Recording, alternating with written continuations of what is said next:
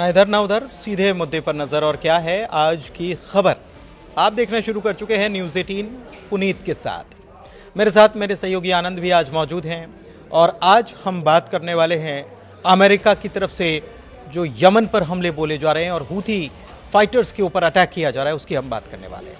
यह अटैक आखिर क्यों किए जा रहे हैं और इस अटैक के बीच IRGC Islamic revolutionary guard corps जो हैं उनकी तरफ से क्या बयान आया है और उन्होंने क्यों बयान दिया है।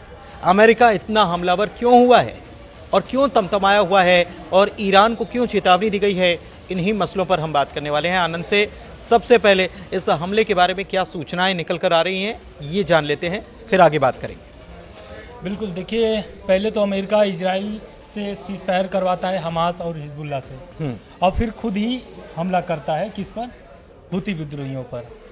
और ये हूती विद्रोहियों पर हमला इसलिए किया गया है क्योंकि पिछले 4 महीने पहले जो बाइडेन की सरकार थी उस समय अमेरिका के जहाज़ों पर हमला हो रहा था और ये हमला हो रहा था लाल सागर में, रेड सी पर। तो दरअसल ये रेड सी ये वो इलाका है जिधर से दुनिया की 14% व्यापार इसी रास्ते से होकर के गुजरती है। ठीक है। यूरोप जो भी सामान भेजा जाता है वो सब इसी रास्ते से जाती है, रेड सी से ही जाती है।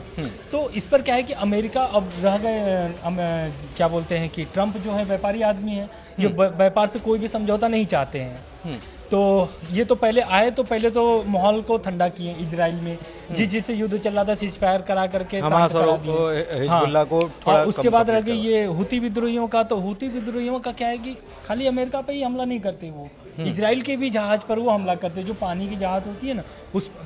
तो दरअसल ये 4 महीने पहले अमेरिका के एक वाइन शिप पर हमला हुआ था, वॉरशिप पर। हाँ, वाइन शिप पर। अच्छा, वाइन सॉरी, वॉर शिप पर हमला हुआ था। हाँ। तो इस हमले को लेकर के जो बाइडेन की जो क्या बोलती का एक्शन था वो उनकी तरफ से हुआ था, लेकिन इस तरीके से नहीं हुआ था जो अभी ट्रम्प के शासन में हुआ है। वो ट्रम्प ये कहते भी कि जो बाइडेन को जिस तरीके से निपटना चाहिए ताकत से, उतनी ताकत से नहीं निपट पाए। लेकिन ये जो हमला हुआ है हूती विद्रोहियों पर अब तक का सबसे बड़ा हमला है अमेरिका की तरफ से। और जब से ट्रम्प आए हैं, ये जो कार्यकाल है, इस कार्यकाल में अब तक का सबसे बड़ा कार्रवाई भी माना जा रहा है हूती विद्रोहियों के खिलाफ। तो इसमें करीब 33 से 34 लोगों की मौत भी हुई है और करीब 100 से 150 लोग घायल भी बताए जा रहे हैं। तो इस हमले के बाद ट्रम्प का बयान आता है और ट्रम्प बोलते हैं कि ट्रम्प तो पहले हूती विद्रोहियों को साधते निशाना, फिर उसके बाद ईरान को भी इसी में लपेटे में ले लेते हैं कि ईरान जो सहयोग कर रहा है हूती विद्रोहियों का, इससे ईरान बचे, नहीं तो इसका अंजाम बुरा होगा। और ये आतंकवाद को जो बढ़ावा दिया जा रहा है ईरान की तरफ से, ये अब हमारे शासनकाल में नहीं चलेगा। एक तरीके से ट्रम्प डायरेक्टली यही बोलना चाह रहे थे ईरान को। तो इस पर ईरान की भी प्रतिक्रिया आती है और IRGC जो है वो प्रतिक्रिया देता है कि अगर मेरे ज़मीन पर हमला होता है तो इसका अंजाम भी बहुत बुरा होगा। फिर ट्रम्प का बयान आता है। ट्रम्प बोलते हैं कि अब धमकीबाजी से कुछ भी नहीं चलेगा, अगर जहाज पे हमला होगा तो उसकी भी प्रतिक्रिया आपको देखने को मिलेगी और वही रेड सी पर मिलेगी जहां पर ये 9 लोगों ने हमला किया है। कुल मिलाकर कहानी ये है। दरअसल 2 चीज़ें हैं।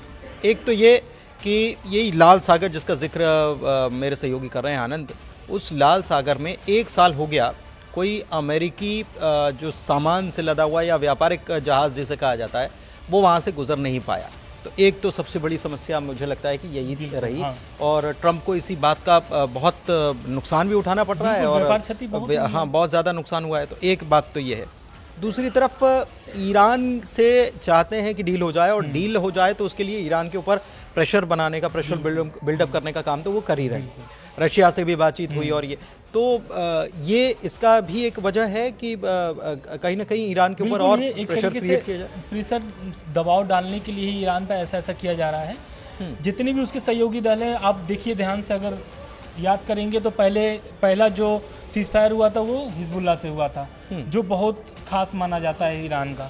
उसके बाद हमास से होता है, हमास के बाद बचा था तीसरा हूती विद्रोही, उस पर भी अब एक्शन ले लिया गया है, उस पर डायरेक्टली हमला कर दिया गया है। तो कहीं ना कहीं ईरान पर जो डील का बात हो रही है अमेरिका और ईरान के बीच, वो कहीं ना कहीं ये उसका एक बोल सकते हैं कि ये एक सीढ़ी था कि अगर आप इस तरीके से नहीं मानेंगे तो आप पर भी एक तरीके का और अलग तरीके का कार्रवाई हो सकती है। इसमें दिलचस्प ये है कि जैसे हमास या हिजबुल्लाह जो है, तो हमास तो बिल्कुल बॉर्डर इजराइल और गाज़ा तो बिल्कुल आमने सामने की लड़ाई है, हिजबुल्लाह से भी आमने सामने की लड़ाई है, तो वहाँ तक पहुँच है। लेकिन यमन दूर है, यमन दूर है, और वहाँ तक इजराइल को रिटेलिएट करना या इजराइल वहाँ तक हमले करे उसके लिए इतना आसान नहीं होता। बजाय शायद अमेरिका ने ये कमान इसलिए अपने हाथ में ले लिया क्योंकि इजराइल के ऊपर भी हूतियों ने बीच में अटैक तो किए थे, ये तो हमको मालूम है। बिल्कुल।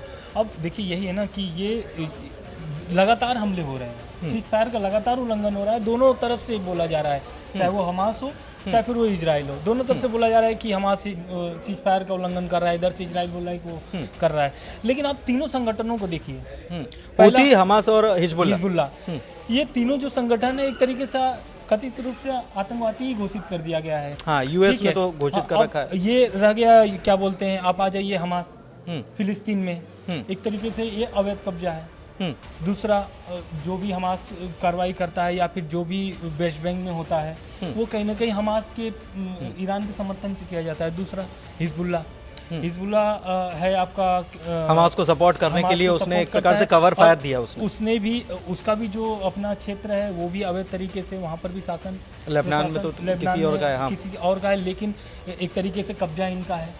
उसी तरीके से यमन में भी है। यमन में भी क्या है कि ये एक तरीके से अपना संगठन, पहले तो ये समझना होगा कि हूती विद्रोहियों का गठन कैसे हुआ। हाँ, यही मैं जानना चाह रहा था कि ये हूती विद्रोही हैं कौन, ये कब बने, क्यों बने, क्या इसके पीछे कारण? बिल्कुल, हसन अली हूती ये इसके संस्थापक हैं, और ये दरअसल सिया सुन्नी विवाद को लेकर के अरब देश में चल रही थी, विवाद चल रहा था, अरब देश से लड़ाई एक तरीके से चल रही थी, तो सिया सुन्नी विवाद को लेकर के इसका गठन किया गया था कि ये अपने सुन्नी को लेकर के एक जो विवाद चल रहे हैं इस पर ये लड़ेंगे और अपने जो पक्ष है उसको रखेंगे। लेकिन क्या होता है, अरब जो वॉर चल रही थी वो एक तरीके से वो गृह युद्ध में तब्दील हो जाती है, और ये करीब हमको लग रहा है कि 2014 का शायद बात बता रहा हूँ, जब अरब देश में ऐसे युद्ध हमले हुए थे, तो उसके बाद से इसका गठन हुआ था। लेकिन अब इसको चाहिए हथियार, इसको चाहिए पैसा, तो ऐसा माना जाता है कथित रूप से कि ईरान ही हूती को ही सपोर्ट करता है। ईरान लेकिन ये मना करता है कि हम किसी को सपोर्ट नहीं करते। इस वाले बयान में भी उसने बोला है, अमेरिका के ट्रम्प के बयान के बाद भी ईरान ने, IRGC ने स्पष्ट किया है कि मेरे तरफ से कुछ भी ऐसा सहयोग नहीं दिया जा रहा है। अब IRGC कौन है?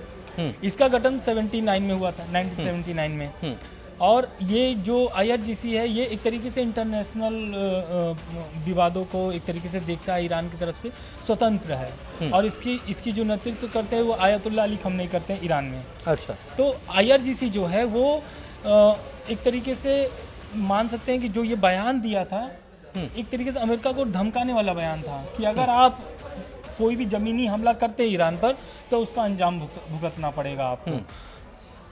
एक चीज़ और कि IRGC का नाम आया है, तो IRGC की एक बड़ी साख मानी जाती है, और साख पर बट्टा तब लगा था जब इस्माइल हनियह की हत्या अंजाम दी गई थी, और वो इसी IRGC Islamic revolutionary guard corps इन्हीं के गेस्ट हाउस में थे।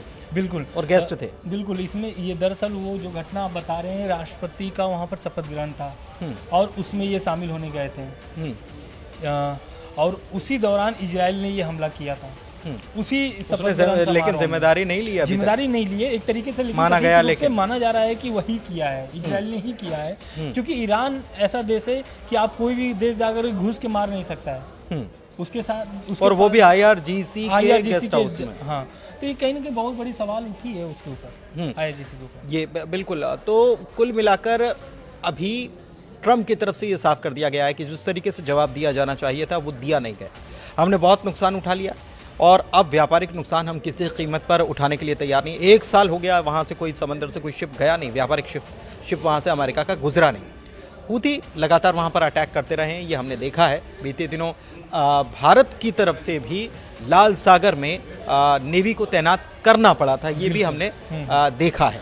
लेकिन अब हूथियों की तरफ से इस पर क्या प्रतिक्रिया देखने को मिलती है? क्या वो भी और बड़ा अटैक करने वाले हैं, या क्योंकि ईरान मना कर चुका है कि हम तो कुछ करते नहीं हैं। तो फिर सवाल यहाँ पर ये बना हुआ रहता है कि ईरान अगर मदद नहीं करता तो इनके पास हथियार कहाँ से आते हैं।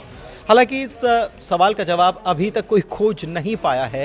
ये दिलचस्प बात है, चाहे वो हिजबुल्लाह की बात हो या फिर हमास की बात हो या फिर हूथियों की बात हो।